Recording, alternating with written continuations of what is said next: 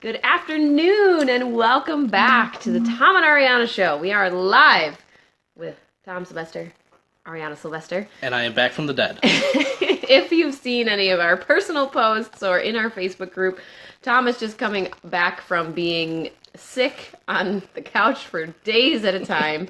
But if you're also catching us for the first time, we are Tom and Ariana Sylvester. We are the creators of Lifestyle Builders, a mentorship program for entrepreneurs building businesses to support their family. And we're also the hosts of a free Facebook community called FamilyEntrepreneurLife.com, where we bring like-minded, family-focused entrepreneurs together to have discussions about all sorts of topics, and some of which we discuss on the show each week. So, what are we got for today? Take everyone through the normal All show. right, so our basic format is we're going to start off with lessons learned. And these are going to be lessons that we've each experienced either over the last week or just in general. And then, so we want to hear your lessons learned as well, because an important part of running a business and growing is looking back on what have you learned and what have you learned from other people. And then the main part of the show, we're going to be talking about a relevant topic that we've either seen or experienced or a lot of people have asked us to kind of share our thoughts on. Mm-hmm. And then we'll be diving into some of the popular posts, some of the popular wins in our Family Entrepreneur Life community. Yep, and important side note, if you are watching us live, don't forget to type hashtag Team Live in the comments. And if you're catching us on the replay, go ahead and type in hashtag Team Replay.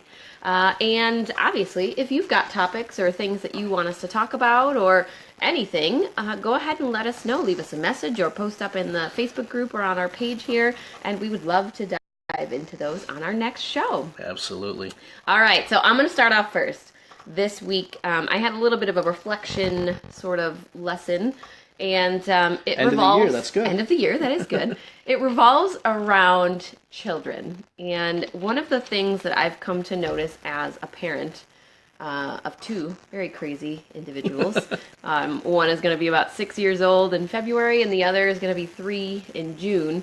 So what I've seen from watching them grow and watching them learn is that they reflect the things that they see and the things that they hear in their surroundings. And as a parent, and it can often make me take a closer look at myself and the way that I act and the way that I react to things. I'll give you an example. Our 5-year-old will often talk to her brother, and sometimes the phrases that I hear coming out of her mouth are directly from me. Now, the thing I want to give with this piece of advice is if you don't like what you're hearing or if you don't like what you're seeing your children do, that's a chance for us as parents and as individuals to take a look at ourselves inside and say, is that how I want to come off? Is that how I want people to perceive me? And if it's not, it gives you the chance to make a change. So I very often hear myself saying phrases over and over again to the kids or reacting to certain situations, and it makes me take a beat later and say, is that really how I want to react to that? Did I take a second to think about it first, or did I just let myself react, and do I regret doing that? And then it allows me to turn around and make that change and say, hey, Mommy didn't mean it that way, and, I was just not thinking, or I was angry, or whatever it is, and allow them to have that understanding and hopefully change their own behavior as well. Well, and it's not always bad. Sometimes No, it's comical. sometimes it's hilarious. So I'll be in the car driving, and, someone will, pull out in front of me, or something will go on, and I'll start to say something, and I'll hear our son from the back go, "Come on, people, ay, ay, ay." The first time he said it, I'm like, where did that come from? Totally keep from I guess there's worse things that I could have said back. much worse. I thought that was pretty tame and pretty cute. Yeah, that was a good one. So what's your reflection? So if you guys can tell, I am, I was sick all week. And when I say sick, on the couch, chills, just not feeling well. Fever, yeah. And, one of the things that I've learned over the years, and I always, talk to you about is, making sure that you listen to your body. And it could have been very easy for me to try to plow through it. And you hear all these people talking about, just, step up and push through it and you'll make it work. And the reality is especially like, we're not old, but we're getting older. Like you gotta take care of yourself. And Weird. and it could have been very easy for me to try to push through this week. But you know what? I mean, we've set up our businesses to a point where, we can take time off when we need to. And I literally just like laid on the couch and took care of myself. And I know there's a lot of people that, when that happens, they feel like they got to catch up, or they feel like, they feel bad because they missed doing what they were supposed to do. But I just want, you guys to realize that that's part of it, right? Like, especially if you're parents. Like, we've experienced this so much the last couple of years. This time of year, we always seem to be getting sick just because we're seeing so many people, and our kids are at, like, school and daycare, and, I'm sure there's other stuff that we can be doing. But at the end of the day, take care of yourself. And if your body is saying, like, I'm not feeling good, or I'm not feeling well, like, take that as a sign and don't just keep pushing through. Because I've seen and I've been, the times when I've tried to push through, and it just prolongs it. Makes it worse. Yeah, so, and especially, too, if you're doing work and whatever, you've got to, kind of be level-headed, and if you're not feeling well, you're not going to do your optimal work. Yeah. Well, and what's the question you always ask me? At the end of the day, what's the worst that's going to happen Yeah. if you don't get the work done today that you were supposed to? The world's going to end. Oh, yeah. And it does force you to really focus on the most important tasks. I think when you're looking at, okay, I was sick for 2 days and I didn't get everything done that I was supposed to, you can't fit 2 days of work into one work day. So take the most important tasks that you have and add those to your work schedule. Yep. All right, so moving on to our topic of the week.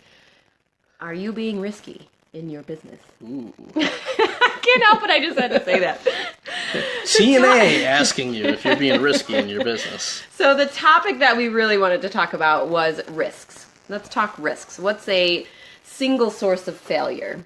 Yeah. So when I've worked with a lot of, corporations and even smaller companies, things are going well until they're not. And oftentimes it seems like, the issues come out of nowhere. But the reality is the issues were often there. It was just people weren't looking for them. And what happened time and time again was that there was a single point of failure that it was working for a long time. And then once an issue happened there, everything else seemed to stop. Right? And so what we want to do today is kind of run you guys through a couple common single points of failure and just have you guys look at your business and say, oh, do I have something like this in my business, and can I put something in place to make sure that going forward that doesn't happen again? Yep. Yeah, and the biggest one comes off of this week. Is your business dependent on one major person? Yeah. So let's give an example. If Tom was a solopreneur and didn't have me there catching up on all the stuff while he's sick, what would he have done this week? Would his business still have been able to run if he's down and out on the couch? Yep, and that's a thing that a lot of people don't think about, and that's what causes the stress and actually causes the issue that I just talked about, where people feel like they always got to be working because if they're not there, their business isn't making money, right? Everything stops as a result of that. And so if and when that happens to you, that's one of the best times to take a step back and say, okay, why did my business just stop? What are the things that are waiting on me? And then really put a process or, outsource some of that or put a backup plan in place so that if you're not there, things can keep chugging along and they don't all pile up beyond you. Mm-hmm. Yeah. And I mean, we're obviously very lucky in that sense because there is two of us. So we have the ability to, one partner takes more of a load while the other partner is down and out. So obviously this week, I was on major take care of everything duty.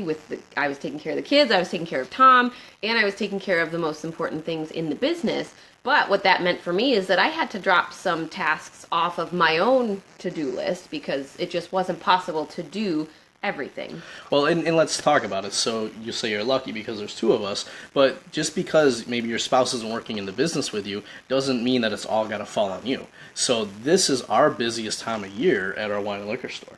And we've built that business so that we have staff, we have people that take care of things, and that didn't even notice that I was sick all week. Nope. Right? Nope, like they that didn't store notice. just chugged along. And that's really how you want to be able to set up your business because as the entrepreneur, as the business owner, you want to be overseeing the business and guiding the direction, but you don't necessarily want to be involved in all the day-to-day pieces or have those things always held up because of you. Yeah. All right. So let's talk about another single point of failure. Is your business dependent on just one platform or one marketing channel? Ooh, that's a big one. It's a big one. And we actually had an example, I want to say it was 2 weeks ago. Ashley Grant posted about somebody who was huge on YouTube. I forget like how many subscribers she had. It was a lot of subscribers, and she'd had the channel for like 6 years. And due to a crazy random glitch, her channel got deleted. Like it was gone. There was no way for her to get any of those videos back, any of the subscribers, everything was gone. And obviously, her being in business for 6 years meant she probably had some other things in place so that she didn't completely lose all of her business. But if you think about it, if you're only a year old or 2 years old and you're completely dependent on only one platform, if something random like that were to happen to you and you just lost all your content on that platform or you lost your account, what would happen to your business? Yeah, and I mean that's a big thing for a lot of people, and especially because it's good advice, but it's a thing that you just gotta be aware of. People say, well, find where your customers are and focus most of your efforts there, and that's where you do want to start. But what you always want to do is evaluate your levels of risk. And one of the questions I like to ask a lot of times is, randomly, what would we do if our Dropbox account got deleted? What would we do if our point of sale system suddenly stop working at the store? What would we do if X? And just start throwing out these random scenarios. And the reality is most of those things are never going to happen. But just by thinking about those, you can start putting processes and procedures in place to mitigate that risk. And what happens is far too many people don't think about that. They ride, the wave as things are going well. But then the second that one of those things does happen, their business comes crashing down. And instead of being prepared and just kind of working through it, they end up really struggling. And this is something that, the years I spent in consulting at large corporations, they would call business continuity planning. And they would always think about what are these major events. I mean, they would think about, okay, we've got an office on the East Coast, they could be hit with snowstorms. What do we do in the case of that happening? Now, if you're a small business, you don't need to necessarily go to that level, but just thinking about what are the major things that could throw the business off, well, and then how do we that plan could happen to a small business. We had a snowstorm a year or two ago, and people in Buffalo, New York had no power for like a week or two. And I mean, for a lot of entrepreneurs online, they need internet to be able to run their business. So what happens if your internet gets knocked out for 2 weeks? It's happened to us, like at our wine and liquor store. Like the power went out for we had part to close. of the town. And, and I mean that we was had no lights, no cash register. Yeah, and I mean that was a small thing, but it's events like that oftentimes the worst time to try to deal with those is when it's happening. So if you can take some time and just start thinking about those scenarios and protecting yourself, it's going to help a lot. Yeah. Well, and it's the same sort of thing when everyone tells you don't need an email list anymore because Facebook is the new wave of online business, or LinkedIn is whatever platform it is. When it comes down to it, you don't own those third-party platforms. You don't own anything on Facebook, none of your content, any of that. If it goes away, it would all go. So having an email list may not be the most important part of your business, but it might be an important backup contingency plan. I was going to say, same thing with owning your own website and having backups of that so that if anything ever happened, you wouldn't lose all of your content. Absolutely. And part of this too, you might not even lose your account or lose the platform. It just might change. There's a lot of businesses that, every time Google comes out with like a major update, their search ranking may drop. So it's just realizing that there's a lot of stuff that can change, and what you want to do is to be able to control the things you can control. Use the things that you can't control that are useful for you, but don't rely so much on that if something changed there, it would cripple your business. Yeah. Another is your business. Now, this might be dependent on what type of business you have, but for those of us that are service providers, or for those of us that have like large wholesaler type businesses, is your business dependent on one major client? Yeah, and this is one that it's funny. A lot of people, when this is kind of a double-edged sword, because what tends to happen is, you might have maybe some smaller clients and there's this big company you'd love to work with. And it's like, man, if you got that contract, your business would soar, your revenues would fly. And once you get that contract, it's one of the best days for you, but it's also one of the worst days. Because with that big contract, now you've got to start, staffing to fulfill that contract. And now suddenly the majority of your revenue might come just from that contract. So as long as everything's going good and you still have that contract, things are fine. But if anything changes, that could actually cripple your business. Yep. So there was one business that I was working with a couple years ago that ended up getting this huge contract. They ended up, I think, more than doubling the staff to support this contract. Ended up, having to bring all these new people in, hire them, get them trained, and then a couple months in, that company ended up, I think getting bought out or going through some changes, and they ended up basically canceling their contract. And this was, a multiple seven-figure contract, and the company had to let 20 or 30 people go. I mean, like a terrible situation just all around. But what happened was they let that one company become so much of their revenue that the fate of that company ended up being the fate of the company that was getting it. Mm-hmm. So, and as you said, this isn't just for big companies, but really just thinking about where does any of your revenue come from, and you really want to diversify it. Mm-hmm. So it could even be the same way if you have a single product. It's great to have that single product, but if the market shifts, well, now suddenly all those customers that were buying that single product may not be buying it anymore. Mm-hmm. So that's why as time goes on, you want to look to diversify so that if things change, one thing could, maybe drop down, but you've got other things to support it. Yeah, well, and on the flip side of that, is your business dependent on one major vendor or supplier? Yeah. So for a lot of you that have physically based businesses, if you're making and creating products, if you're buying third-party products and reselling or whatever it happens to be, if you're dependent on one company, as Tom said, something could happen with that one company and it could literally cripple your business. Yep. So the common theme with all of these things is there's usually one weak point.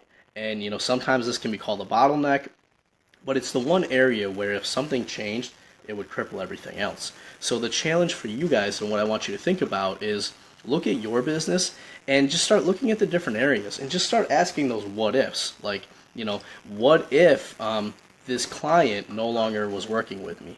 What if all the customers that were buying this major product suddenly didn't want to buy it anymore? Mm-hmm. What if my major marketing source suddenly changed and was no longer working for me? Yeah. Right? Just start asking all those questions and then start thinking about what you could do now to mitigate that risk so that if it ever happened, it wouldn't cripple your business. Yeah.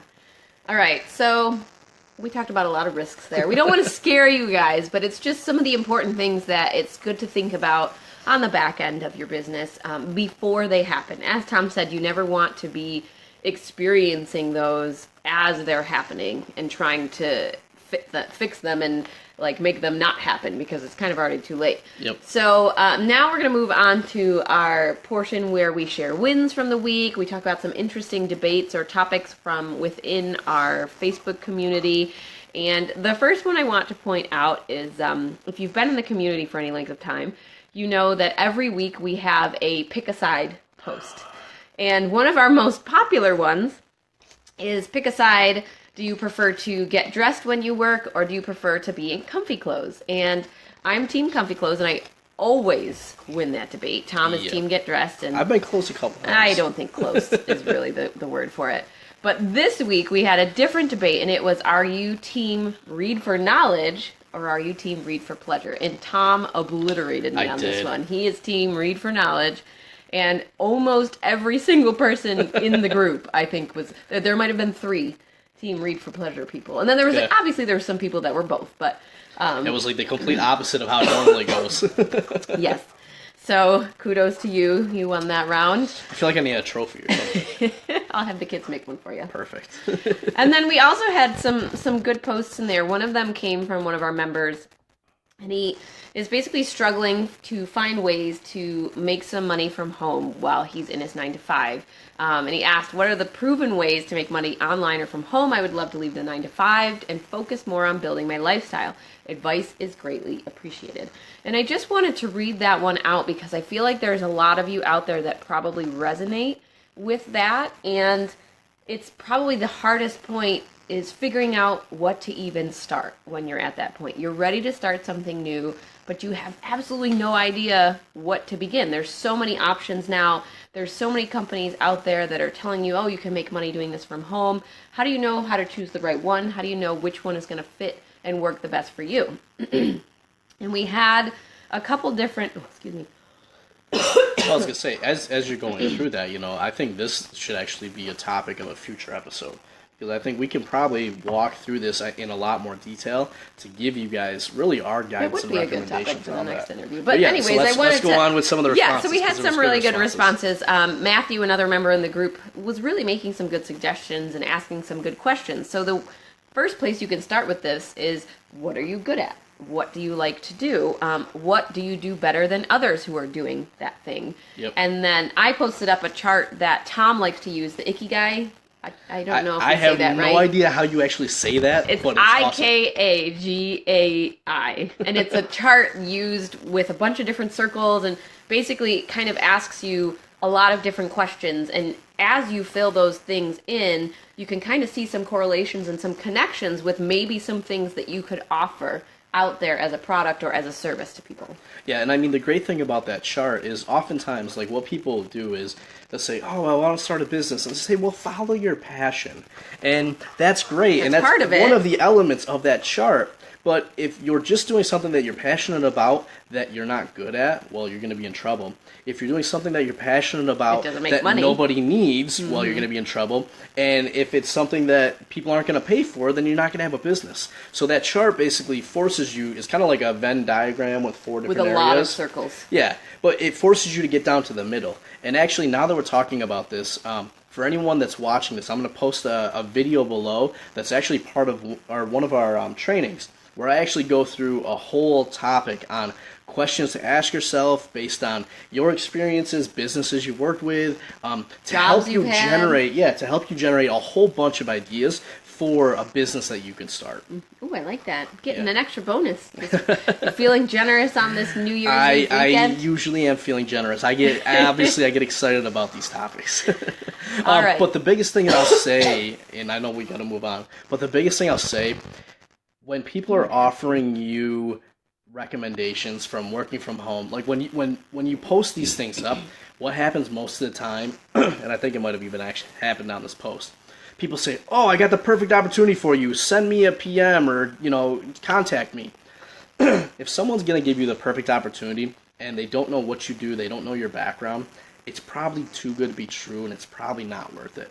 And there's far too many people that prey on the work from home crowd.